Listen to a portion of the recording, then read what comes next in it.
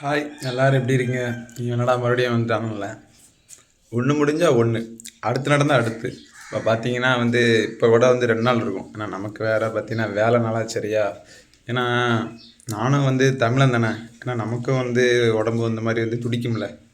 நான் திருநெல்வேலியில் நெல்லை, நம்ம நெல்லையில் பேட்டையில் பார்த்திங்கன்னா ஒரு பிள்ளை காதல் திருமணம் செய்ய போகிறோன்னு சொல்லியிருக்கு. அதுக்கு வீட்டில் அந்த மாதிரி எதிர்ப்பு தெரிவித்து அந்த பிள்ளையை போட்டு தள்ளிட்டாங்க. ஸோ இதெல்லாம் உனக்கு தெரியும். நான் 2 நாள் கழிச்சா வீடியோ போடுறேன். இதை நான் உங்கள்கிட்ட ஏன் சொல்கிறேன், அப்புறம் இது எதுக்கு சொல்கிறேன்னு பார்த்தீங்கன்னா, இருக்கிலே கேவலமானது தென் மாவட்டம் தான். ஸோ எனக்கு ஒரு பார்த்தீங்கன்னா திருநெல்வேலி மாவட்டம் தான், இல்லைன்னு சொல்லலை.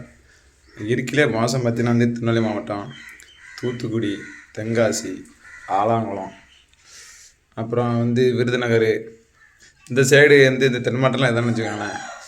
நான் ஒவ்வொரு ஊரெல்லாம் பார்த்தீங்கன்னா, நான் இப்போ நான் என்ன சொல்லணும்னா, மேக்ஸ் தென் மாவட்டத்தில் தான் பார்த்தீங்கன்னா கொலை, அப்புறம் கற்பழிப்பு, அப்புறம் வன்கொடுமை, அப்புறம் அந்த மாதிரி பாலியல், அப்புறம் அந்த மாதிரி ஆணவ கொலை, அப்புறம் ஜாதி மயிறு நொட்டு நொசுக்கு எல்லாமே நடக்குது நம்ம உலகில் தான் நடக்க மாட்டதில்லை.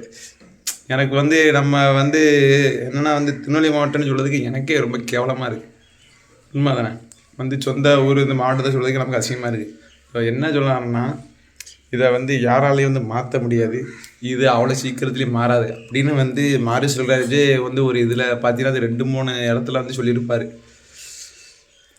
சப்போஸ் அவர் ஒரு விஷயத்துக்காண்டி பேசும்போது ஒருத்தன் கேட்பான், ஒருத்தன் ஃப்ரெஷ்ஷு கேட்பான், ஏன் சார் இந்த மாதிரி தென் மாவட்டத்தில் அதிகமாக அந்த மாதிரி நடந்துக்கிட்டே இருக்காது அப்படிங்கும்போது அவர் சொல்லுவார், இல்லைப்பா அது என்னென்னா ரத்தத்திலே எல்லாத்துக்கும் ஊறி இருக்குது, அது மாறாது, அதை யாராலையும் மாற்ற முடியாதுன்னு அவ்வளோ அழகாக மாரி செல்வராஜ் அண்ணன் சூப்பராக சொல்லியிருப்பார்.